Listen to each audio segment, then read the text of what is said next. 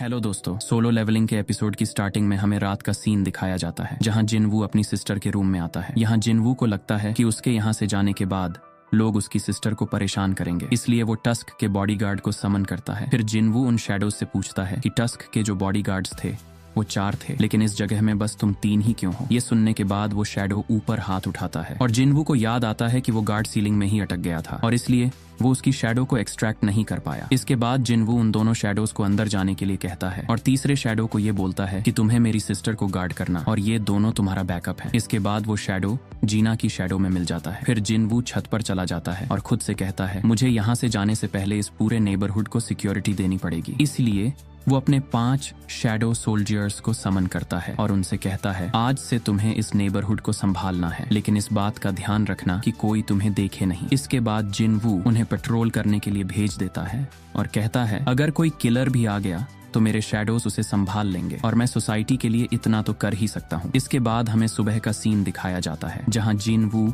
और जिनहो कार में बैठकर कहीं जा रहे होते हैं। जिनवू जिनहो से पूछता है क्या तुम्हें रात में अच्छी नींद आई। जिनहो कहता है हाँ सर, मुझे बहुत अच्छी नींद आई और आजकल के जो होटल्स हैं उनकी फैसिलिटीज भी बहुत अच्छी होती हैं। ये सुनकर जिनवू कहता है ये अच्छी बात है और जब तक हमें अपने गिल्ड के लिए कोई ऑफिशियल जगह नहीं मिलती तब तक तुम्हें वहीं रुकना चाहिए। इसके बाद जिनवू मन ही मन सोचता है मुझे ये नहीं लगा था कि ये गिल्ड मास्टर की पोजीशन को मना कर देगा, लेकिन इसने मेरे लिए उसे मना कर दिया, इसलिए मैं इसे कुछ कह नहीं सकता। फिर जिनहो पूछता है आपको ऐसा कौन सा काम पड़ गया जिसकी वजह से आपको सुबह सुबह डंजन टावर के पास जाना पड़ रहा है, लेकिन जिनवू इस सवाल का जवाब नहीं देता और बस कार का दरवाजा खोलकर कहता है मैं जल्दी वापस आ जाऊंगा। इसके बाद वो कार से निकल जाता है। इसके बाद हमें दिखाया जाता है कि जिनवू को डीमन कासल के अंदर घुसने का एक नोटिफिकेशन आता है। जिनवू खुद से कहता है इस पॉइंट से इस डंजन की डिफिकल्टी लेवल बहुत ज्यादा इंक्रीज होने वाली है, इसलिए मुझे पूरी तैयारी के साथ आना पड़ा। अब वो अपने न्यू आइटम्स को चेक करता है और कहता है ये न्यू आइटम मुझे इस डंजन की फ्लेम्स से प्रोटेक्ट करेगा। मैंने एक विंड रोब और एक रिंग खरीदी है और ये रिंग वाटर मैजिक से इम्ब्यूड हुई है। अब वो पूरी तरह तैयार है इस डंजन को क्लियर करने के लिए। उसके पास रून स्टोन भी है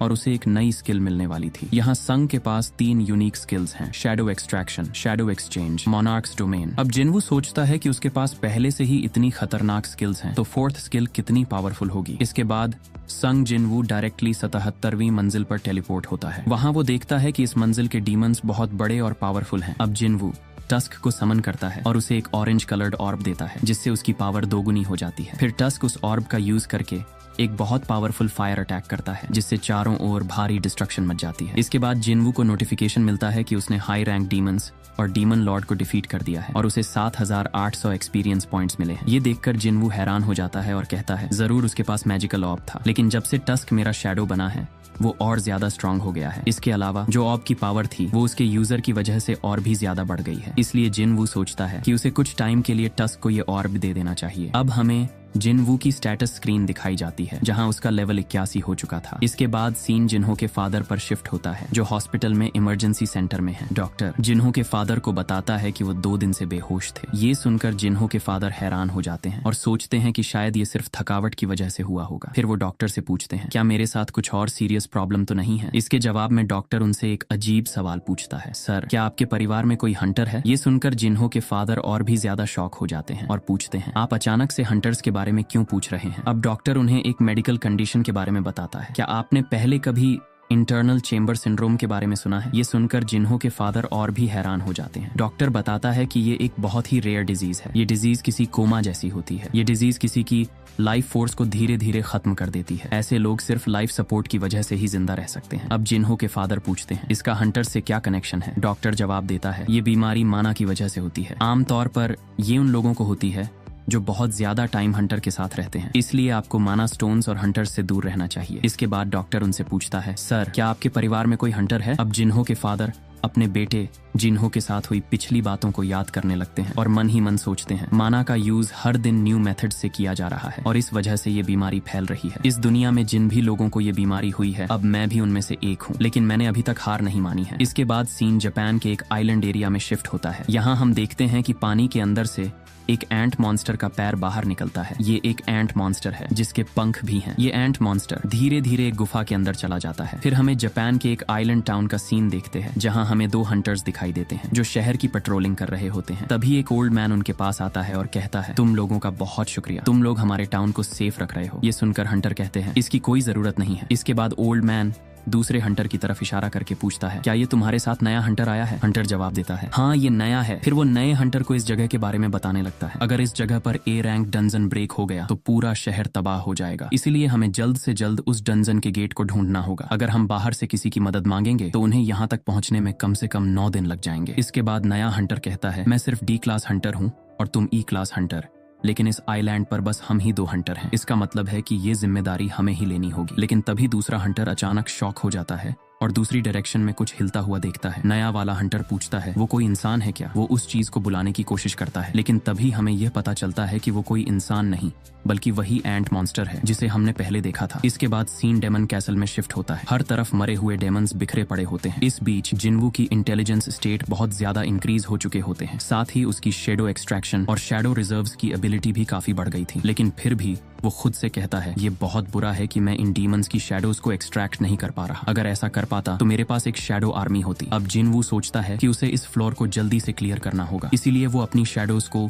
6 टीम्स में डिवाइड कर देता है और जिनवू अपनी शेडो आर्मी को ऑर्डर देता है, तुम सबको सिर्फ 2 काम करने हैं। पहला, अपने सामने जो भी दुश्मन दिखे उसे खत्म कर देना। दूसरा, अगर तुम्हें नेक्स्ट फ्लोर का एंट्री परमिट मिले तो आकर मुझे बताना। अब जाओ। इसके बाद सभी शेडोज अपने अपने रास्ते चले जाते हैं। कुछ ही देर में जिनवू को किल नोटिफिकेशंस मिलना शुरू हो जाते हैं। वो देखता है कि उसे लगातार पॉइंट्स मिलते जा रहे हैं। जिनवू ये देखकर हैरान होता है और कहता है, इस फ्लोर को क्लियर करना तो बहुत आसान हो गया। इसके बाद जिनवू सोचता है, जब तक मेरी शैडोज डिस्ट्रॉय नहीं होती तब तक मेरा माना खत्म नहीं होगा। लेकिन फिर उसे एहसास होता है कि इस फ्लोर के हाई रैंकिंग डीमंस उसकी कुछ शैडोज को दिक्कत दे सकते हैं। इसलिए वो जल्दी से एक माना पोशन निकालता है और पीते हुए कहता है, इस पोशन से मेरा माना रिचार्ज हो जाएगा, जिससे मैं ज्यादा देर तक लड़ पाऊंगा। कुछ दिन बीत जाते हैं और जिनवू देखता है कि टैंक का लेवल 24 हो चुका है। उसे इलीट रैंक प्रमोशन भी मिली है।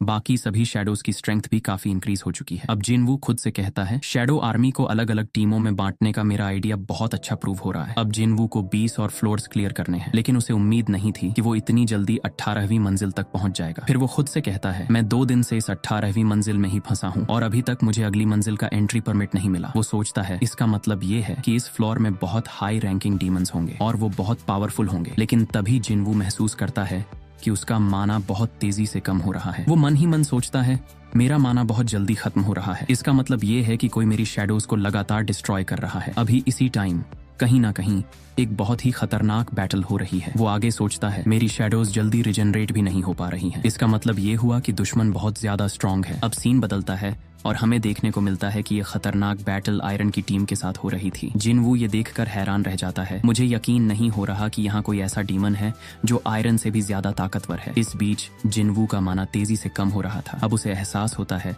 कि उसके पास कोई और रास्ता नहीं बचा। उसे अपनी शैडोज को वापस बुलाना पड़ेगा। जिनवू को अपनी टीम वापस बुलानी पड़ती है। अगले दिन जिनवू अपनी टीम को बताता है, कल मुझे अपनी शैडो आर्मी को वापस बुलाना पड़ा क्योंकि डीमंस लगातार अटैक कर रहे थे। वो आगे कहता है, टीम बी और इग्रिस की टीम ने बहुत नुकसान झेला है। इसका मतलब ये है कि इस फ्लोर के डेमंस कुछ ज्यादा ही ताकतवर हैं। लेकिन तभी जिनवू कुछ अजीब महसूस करता है। वो सोचता है, कुछ गड़बड़ है। टस्क की टीम आइग्रिस की टीम के पास ही थी, लेकिन डीमंस ने टस्क की टीम को पूरी तरह इग्नोर कर दिया और सिर्फ आयरन और उसकी टीम पर ही हमला किया। फिर वो इस कंक्लूजन पर पहुंचता है, इसका मतलब है कि ये डीमंस टस्क को हरा नहीं सकते थे। यही वजह है कि उन्होंने उसे पूरी तरह इग्नोर कर दिया और उन ओपोनेंट्स को चुना जिनके अगेंस्ट वो जीत सकते थे। अब जिनवू को समझ में आ जाता है कि ये डीमंस सिर्फ पावरफुल ही नहीं बल्कि बहुत स्मार्ट भी हैं। ये अपने ओपोनेंट्स की वीकनेस को पहचान सकते हैं और सिर्फ उन्हीं पर अटैक कर रहे हैं जिन्हें वो हरा सकते हैं। अब उसकी शैडो आर्मी की अगली टारगेट टीम आयरन की टीम थी। अब सीन बदलता है और हमें दिखाया जाता है कि आयरन की टीम अपनी तय की गई जगह पर पहुंच चुकी थी। इसी बीच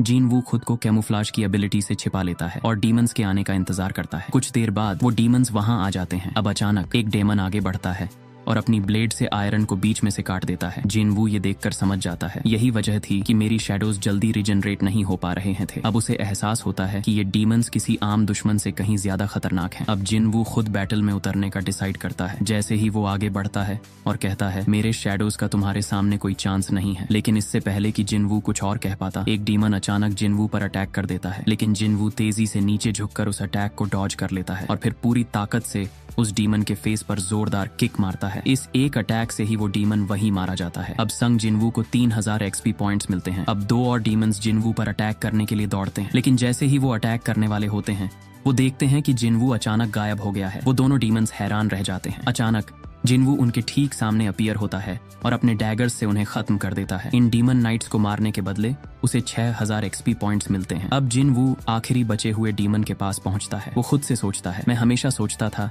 कि क्या मॉन्स्टर्स भी डर जैसी फीलिंग्स महसूस कर सकते हैं, लेकिन अब मुझे मेरा जवाब मिल चुका है। और इसी के साथ आज की वीडियो खत्म होती है।